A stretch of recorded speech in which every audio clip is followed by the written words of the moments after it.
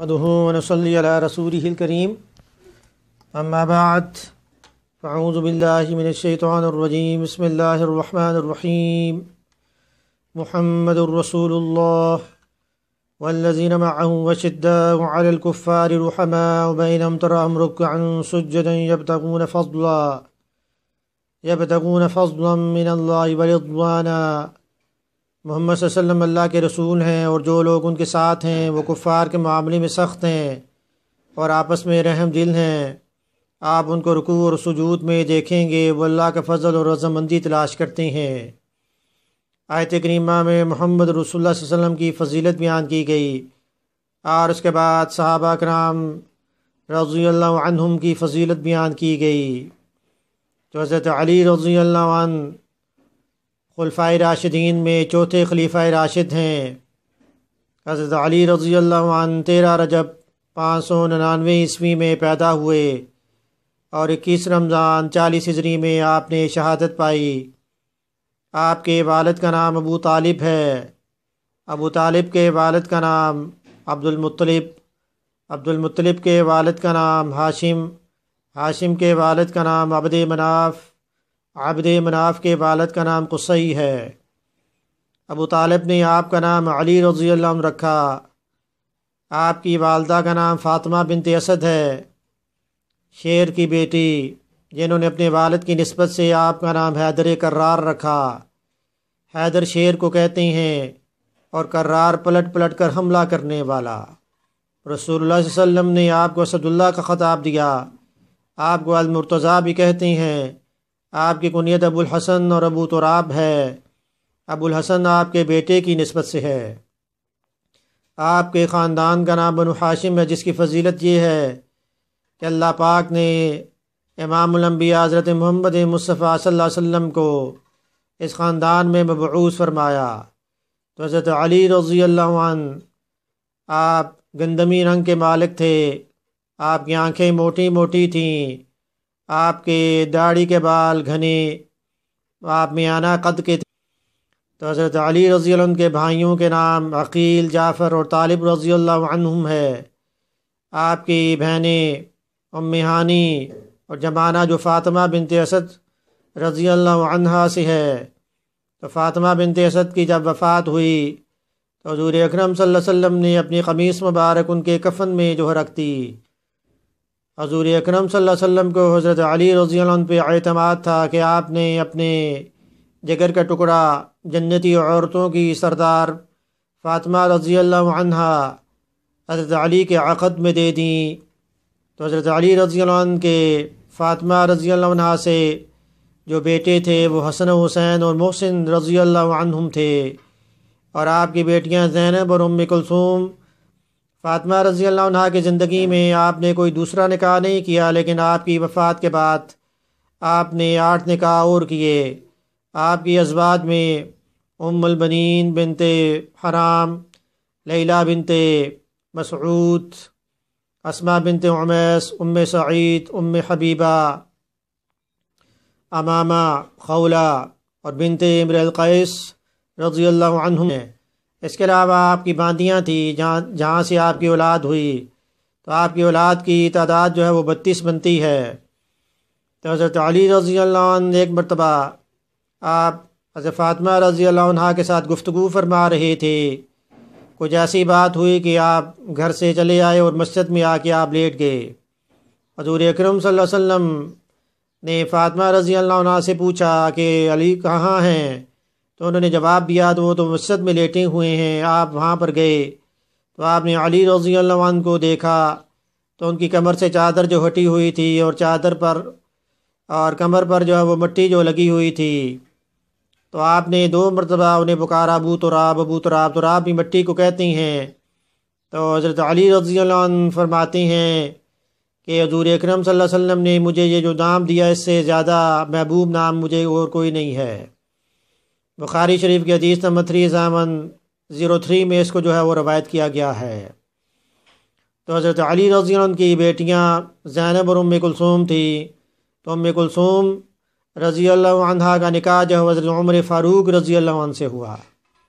جو بخاری شریف کی ایک حدیث سے ثابت بھی ہے کہ حضرت عمر فاروق رضی اللہ عنہ ایک مرتبہ مدینہ میں آپ عورتوں میں چادریں تقسیم کر رہے تھے، ایک نئی چادر جو باقی رہ گئی، تو بعض حضرات نے یہ کہا کہ یہ رسول اللہ صلی اللہ علیہ وسلم کی نواسی ام کلثوم رضی اللہ عنہ جو آپ کی زوجہ محترمہ انہیں آپ دے دیں۔ حضرت عمر فاروق رضی اللہ عنہ نے فرمایا کہ اس کی زیادہ حقدار ام سلید رضی اللہ عنہ ہیں، جو غزوہ احد کے موقع پر جو مجاہدین کو مشکیزے سے پانی جو پلا رہی تھیں۔ تو بخاری شریف کی حدیث نمبر 4071 میں اس کو جو روایت کیا گیا ہے۔ تو ابن حجر اسقلانی رحمۃ اللہ علیہ نے اس حدیث کے بعد لکھا ہے کہ ام کلثوم رضی اللہ عنہ سے ان کے بیٹے زید رضی اللہ عنہ بن عمر جو ہے وہ پیدا ہوئے، اور خلافت فاروقی کے بعد دونوں کا ایک دن ہی انتقال ہوا۔ اور ایک اور حدیث میں آیا کہ عبداللہ بن عمر رضی اللہ عنہ نے ایک مرتبہ 9 جنازے رکھے اور ان کی نماز جنازہ پڑھائی۔ ان میں مرد جو تھے انہیں امام کے قریب رکھا، اور عورتوں کا جو جنازہ جو تھا وہ قبلے کے قریب رکھا۔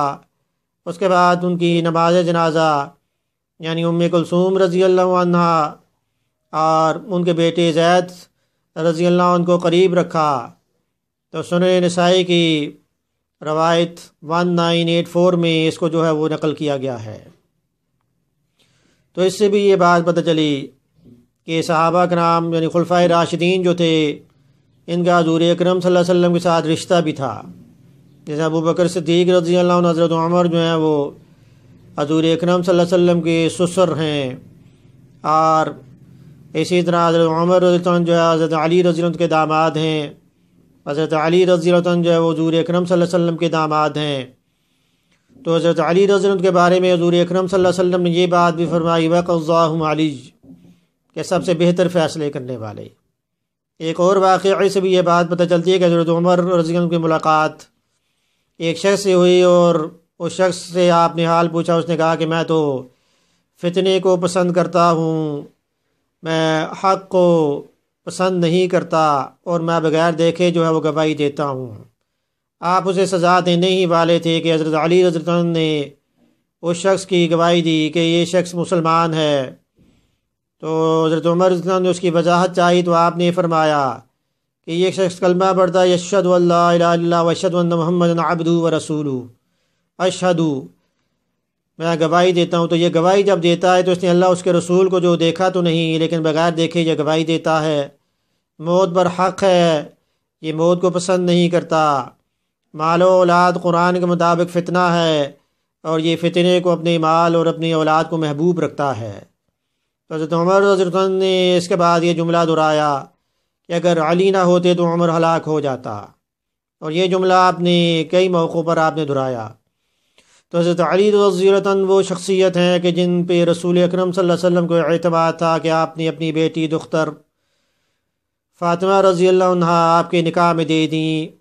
آپ وہ شخصیت ہیں کہ ہجرت کے موقع پر جب حضور اکرم صلی اللہ علیہ وسلم نے آپ کو اپنے بستر پر سلایا اور فرمایا کہ لوگوں کی مانتے واپس کر کے میرے پاس آ جانا، تو جب آپ 3 دن کے بعد جب آپ حضور اکرم صلی اللہ علیہ وسلم کے پاس پہنچے تو آپ پیدل چلے، جس کی وجہ سے آپ کے پاؤں دکھ رہے تھے۔ حضور اکرم صلی اللہ علیہ وسلم نے اپنا لعاب جو ہے وہ آپ کے پاؤں پہ لگایا، جس سے آپ کا پاؤں مبارک ہمیشہ ہمیشہ کے لیے ٹھیک ہو گیا۔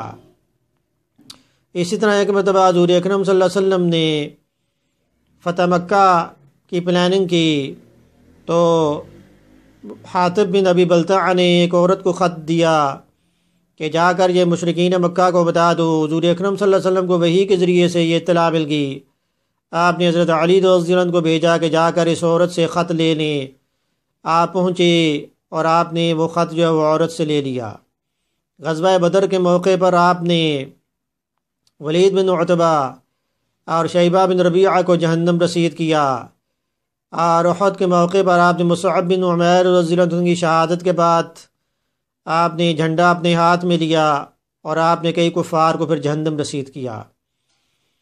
اسی طرح غزوہ خندق کے موقع پر تو عمر بن عبد ود کا مقابلہ حضرت علی رضی اللہ عنہ سے ہوا، جب عمر بن عبد ود جو ہے وہ آیا اور اس نے آ کے للکارا کہ ہے کوئی میرا مد مقابل، تو حضرت علی رضی اللہ عنہ نے کہا کہ میں تیرا مقابلہ کروں گا۔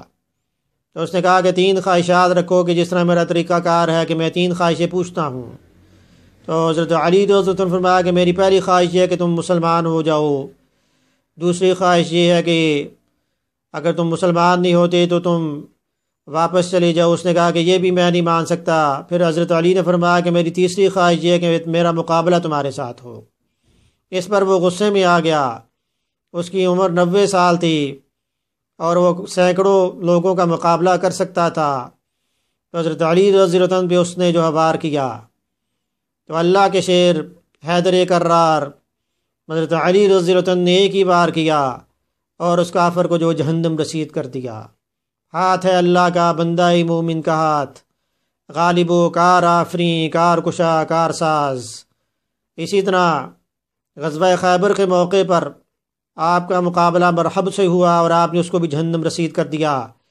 اور اس کے بعد وہ دروازہ جو 20 بندے جسے کھول نہ سکتے تھے، حضرت علی رضی اللہ عنہ نے، شیر خدا نے، حیدر کرار نے اکیلے اسے اکھاڑا اور اسے خندق کے آر پار جو رکھ دیا تاکہ لوگ جو ہے اس سے آر پار ہو جائیں۔ تو اس موقع پر بھی حضرت علی رضی اللہ تعالیٰ عنہ نے جو ہے وہ بہادری کا جو ہے مظاہرہ کیا۔ اسی طرح حضرت علی رضی اللہ تعالیٰ عنہ نے کئی موقعوں پر آپ نے جو بہادری جو ہے وہ دکھائی اور آپ نے اللہ کے حکم سے آپ نے کفار کو جو جہنم رسید کیا۔ بازو تیرا توحید کی طاقت سے قوی ہے، اسلام تیرا دیس ہے، تو مصطفی ہے۔ تو حضرت علی رضی اللہ عنہ کے جن کے بارے میں حضور اکرم صلی اللہ علیہ وسلم نے فرمایا آپ علم کا دروازہ ہیں، آپ نے کئی موقعوں پر آپ نے جو ہے وہ اشعار بھی کہے کہ رضینا بالقسمت الجبار فینا لنا علم وللجہال مال۔ آپ نے فرمایا کہ اللہ کی قسمت سے ہم راضی ہیں کہ اللہ نے ہماری قسمت میں علم اور جاہلوں کی قسمت میں مال لکھا ہوا ہے۔